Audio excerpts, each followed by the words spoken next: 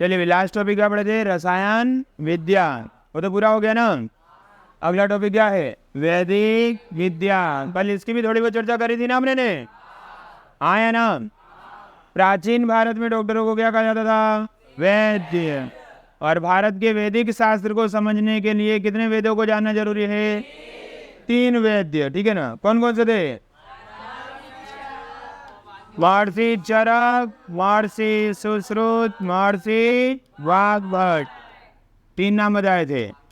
महर्षि चरक, महर्षि सुश्रुत और महर्षि वाग्भट। ये 3 नाम फेमस है ना भाई? हाँ या ना?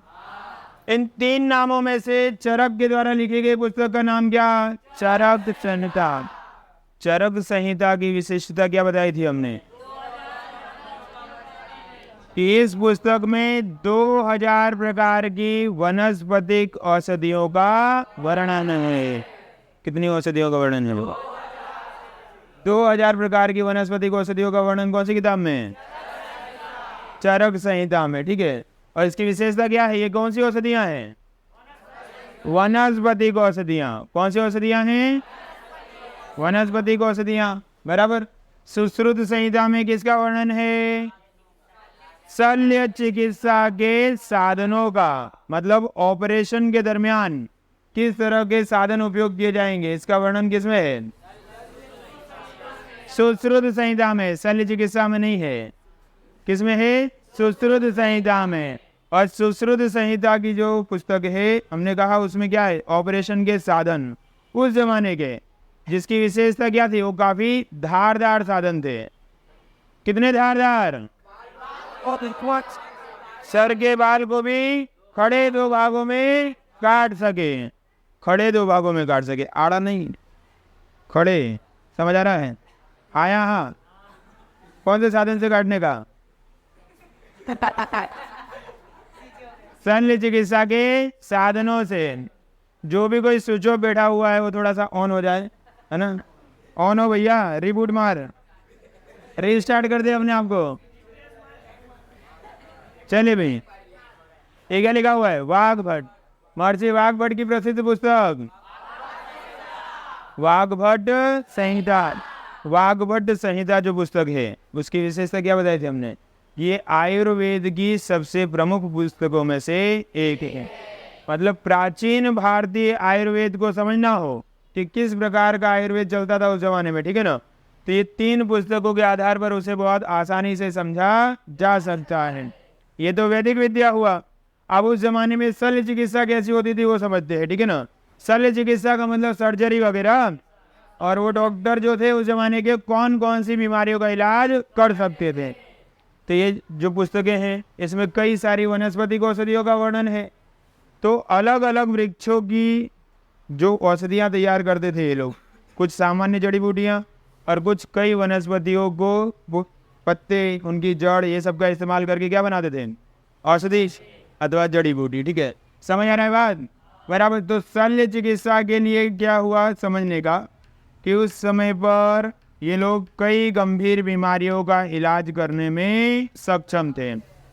कई गंभीर बीमारियों का इलाज करने में क्या थे? सक्षम थे, ठीक है। इन गंभीर बीमारियों में क्या क्या आता है? तो जैसे पेड़ों के रोग, मूत्राशय के रोग, इसके अलावा पथरी, बवंदर, बराबर, हार्निया, या आंखों में हो जाती है बीमारी, उसे कहते हैं मोतिया, बराबर ना? आंखों की बीमारी को क्या कहते हैं? मोतिया की बीमारी। तो ये सब बीमारियों का निदान करने में उस समय के डॉक्टर क्या थे? सक्षम थे। हाँ या ना? सबसे अचरज वाली बात यह है कि वे लोग टूटे हुए नाक या कान को भी प्लास्टिक सर्जरी के माध्यम से जोड़ सकते थे। उस जमाने में क्या? Plastic surgery. आजकल तो कॉमन सुना हुआ है, लेकिन उस समय पर भी वो लोग प्लास्टिक सर्जरी करने में क्या थे? सक्षम। प्लास्टिक सर्जरी करने में क्या थे? सक्षम। समझ आ रही बात? हाँ या ना? ये कब की बात पढ़ रहे हैं अपने? आज से 2-3 हजार साल पहले। हाँ या ना? और इतने 1000 साल पहले भी इस तरीके की व्यवस्था, ठीक है, प्लास्टिक सर्जरी वगैरह करने में सक्षम, ठीक है। प्लास्टिक सर्जरी वगैरह करने में लोग क्या थे? सक्षम थे। समझ आई बात? हाँ है ना, कोई दिक्कत इसमें? बराबर। आगे चलते हैं, ठीक है ना। तो ये जो है शल्य चिकित्सा की जानकारी। टूटे हुए हड्डियों को भी जोड़ सकते थे। अगर किसी का हाथ वाथ टूट जाए, पैर टूट जाए, पहले तो लड़ाई होता रहता था ना भाई, हाँ है ना। पहले युद्धों की कहाँ कमी है, आए दिन युद्ध हो रहा है। तो कहीं ना कहीं सैनिकों के हाथ पैर टूट जाते थे या कुछ कट गया, बराबर ना, तो उसको सही करने में वे लोग सक्षम थे, बराबर। सबसे जबरदस्त बात यह है कि ऑपरेशन के समय पर वे लोग एक विशेष पट्टा बांधते थे, प्याले के आकार का पट्टा। कैसे आकार का? एक प्याले के आकार का पट्टा बांधते थे, जिससे रुधिर परिवहन रुक जाता था। अब समझ लो हमको यहाँ पर सर्जरी करना है, तो यहाँ पर क्या बांधेंगे? कोई पट्टा। लेकिन आजकल जैसा नहीं, वो नॉर्मल उस जमाने का अलग तरीका रहा था, ठीक है ना। तो उस प्रकार का क्या बांधते थे? प्याले के आकार का पट्टा। उससे रुधिर परिवहन रुक जाएगा, मतलब अब ब्लड जो है यहाँ आएगा नहीं। फिर यहाँ पर आसानी से क्या करेंगे? सर्जरी करेंगे, ऑपरेशन करेंगे, जो भी कुछ करना हो, ठीक है ना। शरीर में अगर कुछ हानिकारक पदार्थ चला गया हो, तो उस हानिकारक पदार्थ को भी बाहर निकालने में क्या थे? सक्षम। ये सब हम उस जमाने का पढ़ रहे हैं जब पूरी दुनिया को डॉक्टरी का डी भी मालूम नहीं था। उस जमाने में हमारे वहाँ पर ये सब हो रहा था, प्लास्टिक सर्जरी वगैरह, ठीक है। जो भी नए विद्यार्थी आते होंगे एमबीबीएस की पढ़ाई करने वाले, हाँ या ना, अब उस जमाने के डॉक्टर को वही बोलेंगे ना भाई।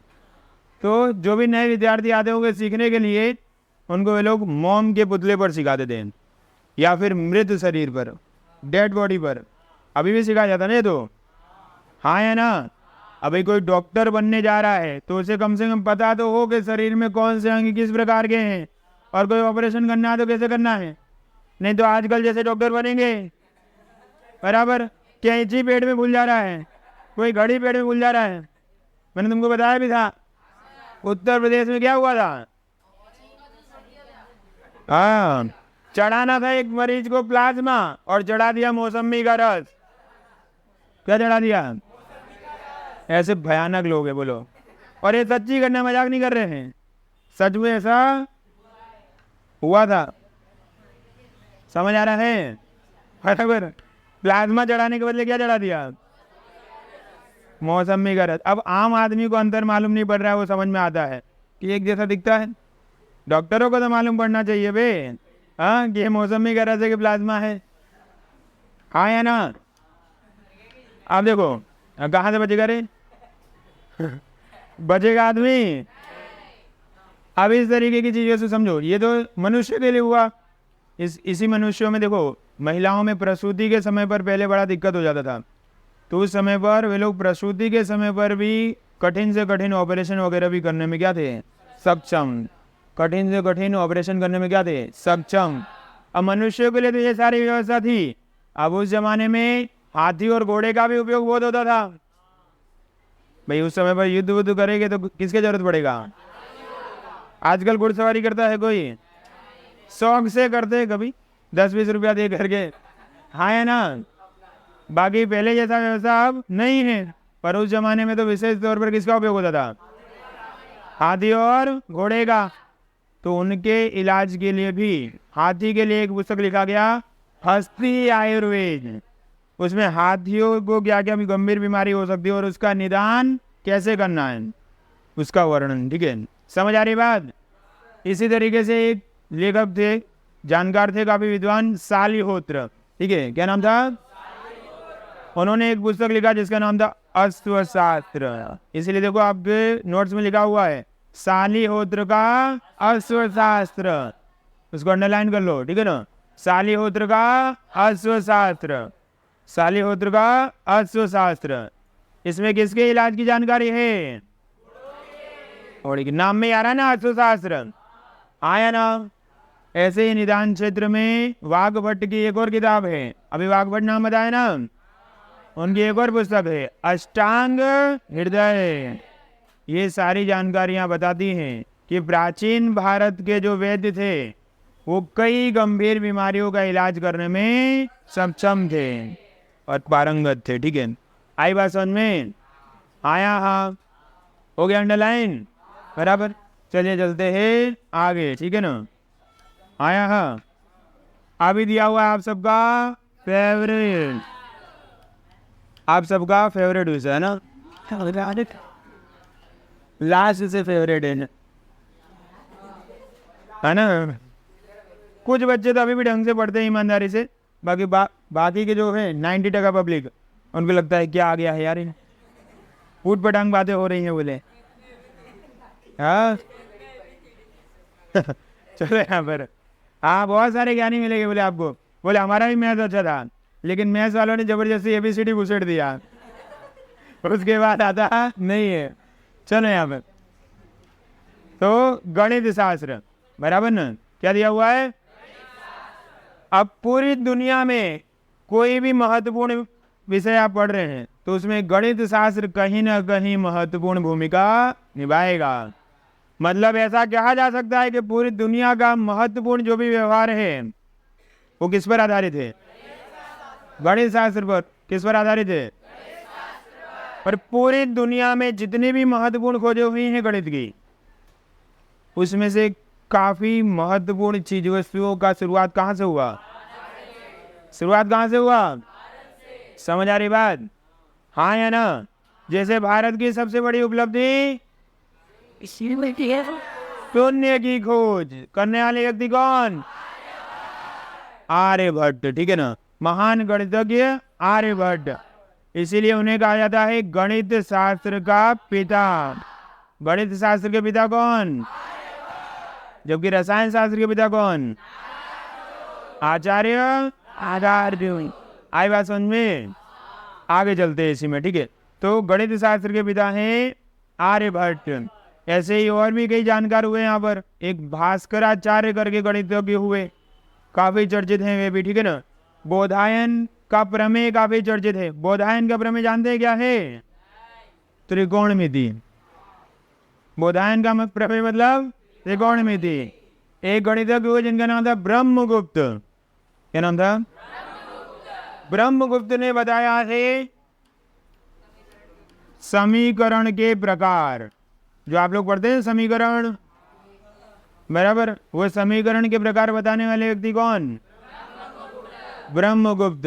ढूंढने मत निकल पड़ना, आप नहीं मिलेंगे, बोले यही आदमी जीवन खराब किया है, ऐसा नहीं है, ठीक है ना।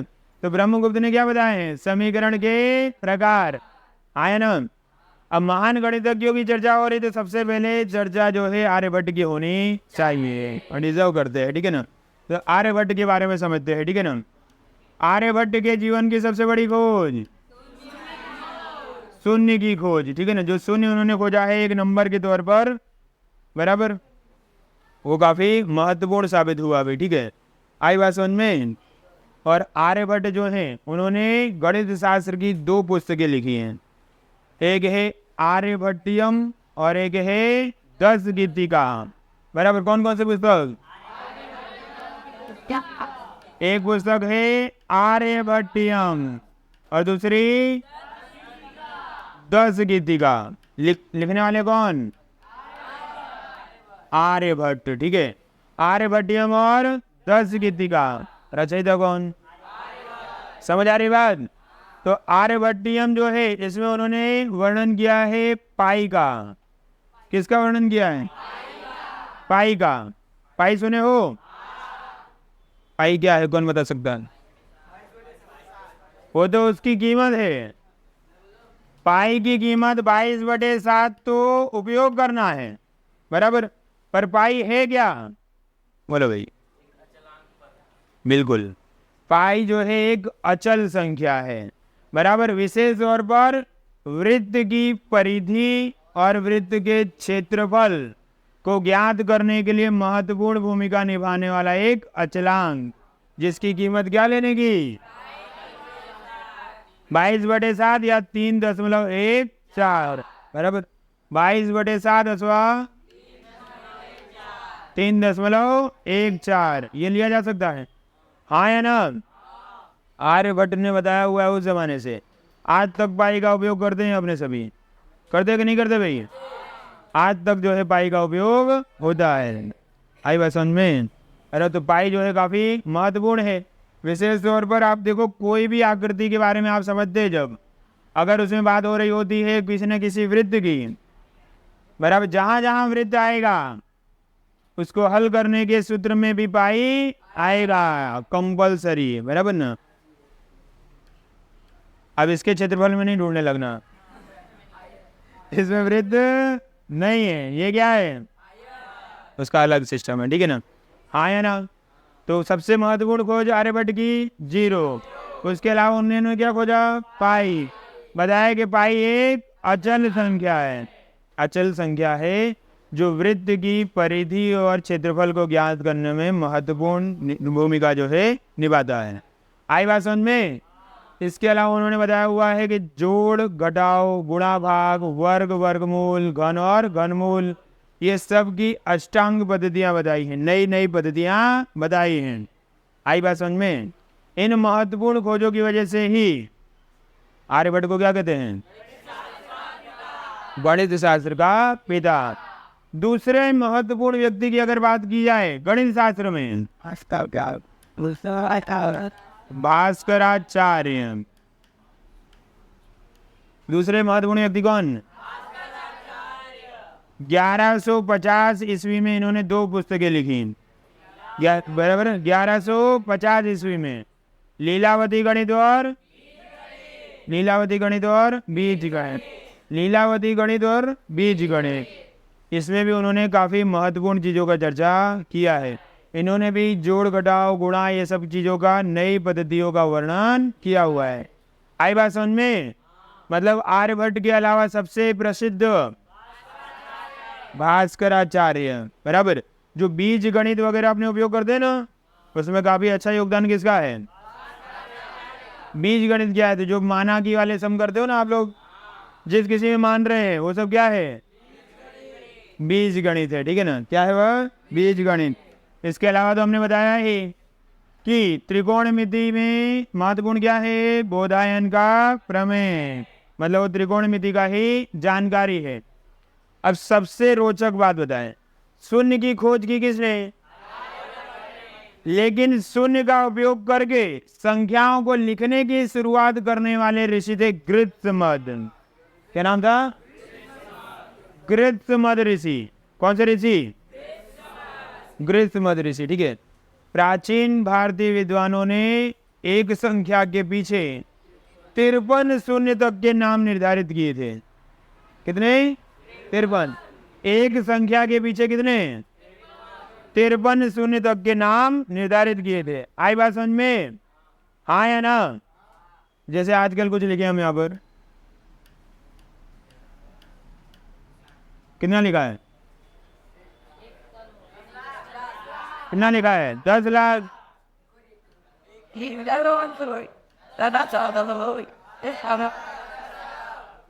उसके बाद फिर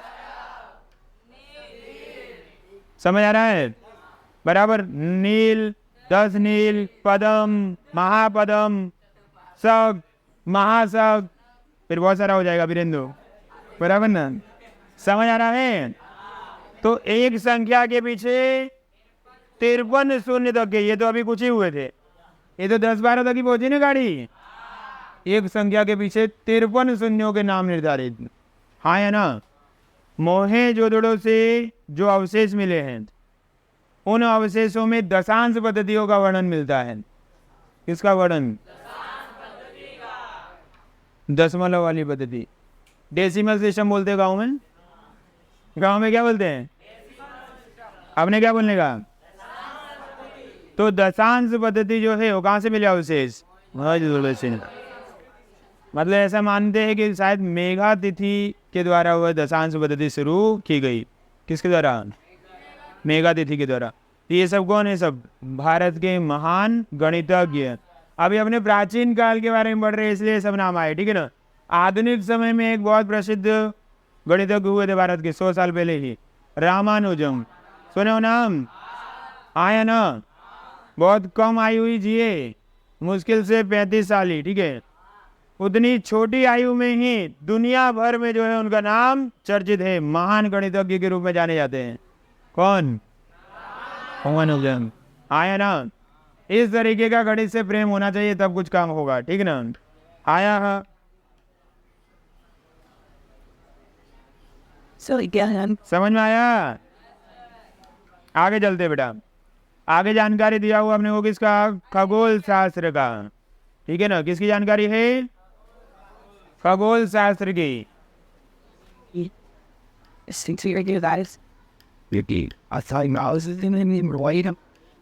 खगोल का मतलब क्या है? अंतरिक्ष। ठीक है ना? खगोल का मतलब है अंतरिक्ष की बात यहाँ पर हो रही है। किसकी बात हो रही है? अंतरिक्ष की। अंतरिक्ष के बारे में कितने लोग जानते हैं? गिनकर एक दो ही नाम उठा रहे हैं भाई, क्या बात है? बिल्कुल, बोलो भाई। अंतरिक्ष का निर्माण कब हुआ होगा? बैठो। अंतरिक्ष का निर्माण आज से लगभग 13.5 अरब साल पहले हुआ होगा, है ना? कितने साल पहले? तो उसमें निश्चित तौर पर थोड़ी हो जाएगा। 13.5 अरब साल पहले कौन था यहाँ? तो ये तो सिर्फ कुछ विश्लेषण पर आधारित बनाया है, बराबर ना? ये जो अंतरिक्ष बना है, इसके पीछे सबसे प्रसिद्ध जो थियरी है वो है बिग बैंग थियरी, बराबर ना? उसी में माना गया है कि लगभग 13.7 अरब साल पहले निर्माण हुआ होगा। किसका? अंतरिक्ष का, पृथ्वी का नहीं भैया, बराबर ना? किसका? अंतरिक्ष का। तो अंतरिक्ष अपने आप में एक बहुत रहस्यमयी वस्तु है आज तक भी, लेकिन प्राचीन भारतीय विद्वानों ने खगोल के बारे में भी लिखा हुआ है, हाँ या ना? और खगोल शास्त्र पर आधारित कई दूसरे शास्त्र भी चर्चित हुए। जैसे खगोल शास्त्र से बहुत गहन रूप से जुड़ा हुआ है ज्योतिष शास्त्र। कौन सा शास्त्र? वो आधारित किस पर है? समझ आ रही बात? बराबर। अभी प्राचीन और ये जो पश्चिम के देश हैं, उन्होंने तो अभी जो नए नए वैज्ञानिक हुए उन्होंने बताया है कि भाई ऊपर सूर्य है, पृथ्वी उसके चक्कर लगा रही है, ऐसे 8 ग्रह हैं, नोवा प्लूटो 52 ग्रह हो गया है, आए ना? ऐसा भी बताया हुआ है। लेकिन भारत के प्राचीन ग्रंथों में प्राचीन समय से वर्णन है 9 ग्रहों का और 27 नक्षत्रों का। 9 ग्रह और 27 नक्षत्र। बोले 9 ग्रह हैं और 27 क्या हैं? नक्षत्र हैं। इन्हीं की गति के आधार पर ज्योतिष तय होता है। ठीक है ना? क्या तय होता है? ज्योतिष शास्त्र। अब एक भारत में एक बहुत ही प्रसिद्ध खगोल शास्त्री हुए आर्यभट्ट। मतलब गणितज्ञ तो थे ही, साथ साथ में पहले विद्वान होते थे, एकदम टैलेंट कूट कूट के भरा रहता था, हाँ या ना? तो खगोल शास्त्री भी थे। एक पुस्तक लिखा आर्य सिद्धांत, उसमें उन्होंने बताया है कि पृथ्वी जो है वो सूर्य के चारों तरफ चक्कर लगाती है, परिक्रमा करती है, उस समय पर लिखा हुआ है। साथ में ये भी कहा कि चंद्र ग्रहण जो होता है उसका वास्तविक कारण पृथ्वी की परछाई है। उनकी पुस्तक में उस समय पर वर्णन है, जबकि ये सब तो अभी प्रूव हुआ है। अब जो नए नए संशोधन करते हैं हम, उसके आधार पर अब कहा जा रहा है ना भाई कि चंद्र ग्रहण का वास्तविक कारण क्या है, बराबर। यार ये सब पश्चिम के देश और आजकल का नया जो थियरी है वो सब अब संशोधित कर पाया है, लेकिन प्राचीन भारत के शास्त्रों में ये सब चीजें पहले के समय से हैं।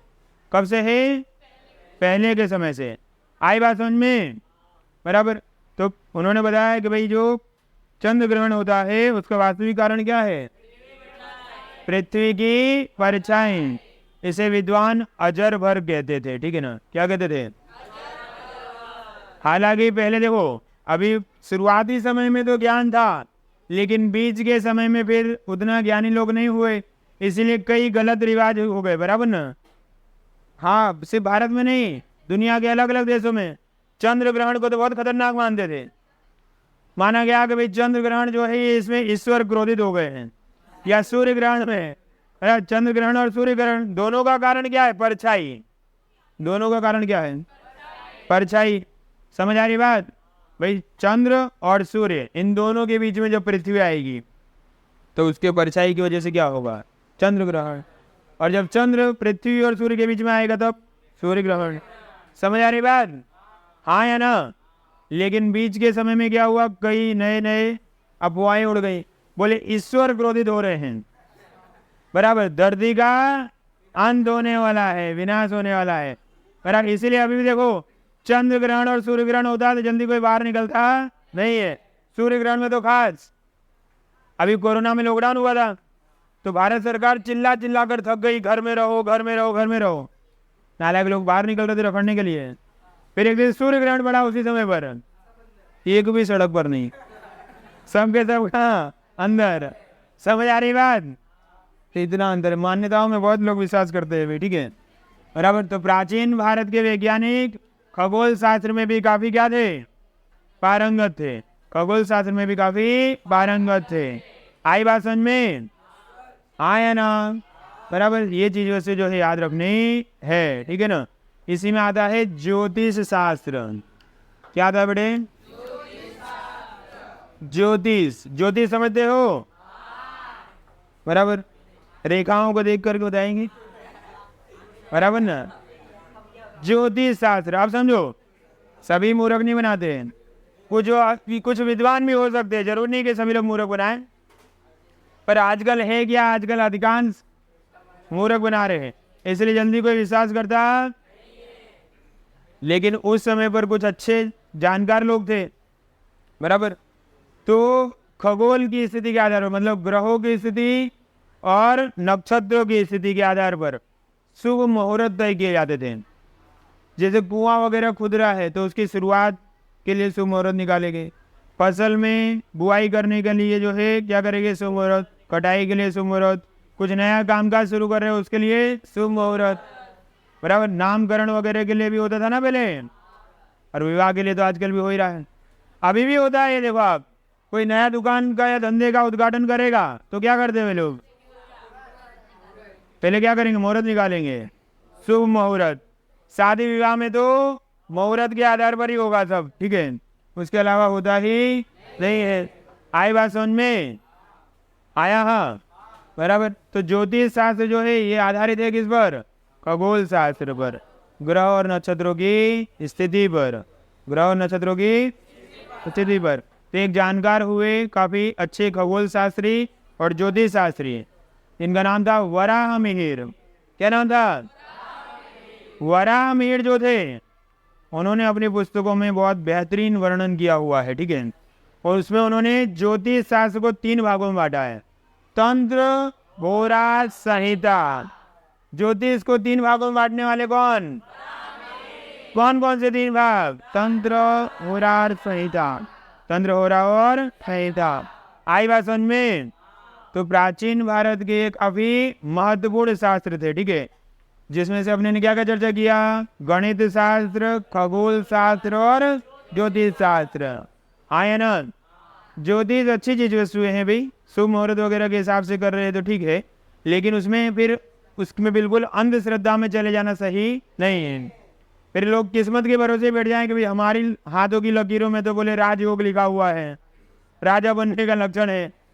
आजकल राजा बनता है कोई? कुछ भी बनना हो, प्रधानमंत्री भी बनना हो ना बेटा, कुछ बनना हो तो उसके लिए मेहनत तो करनी पड़ेगी। सिर्फ किस्मत के भरोसे बैठ जाएंगे कि हो जाएगा तो हो जाएगा, कुछ होने वाला नहीं है। फिर पड़े रहो घर पे, किस दिन घर वाले लात मार करके बाहर कर देंगे, बोले दफा हो जाए यहाँ से, नालायक कहेगा, कोई जरूरत यहाँ पर नहीं है। समझ आ रहा है? बराबर। तो ये जो है टॉपिक यहाँ तक याद रखना है, ठीक है ना। कोई दिक्कत भाई? चलिए।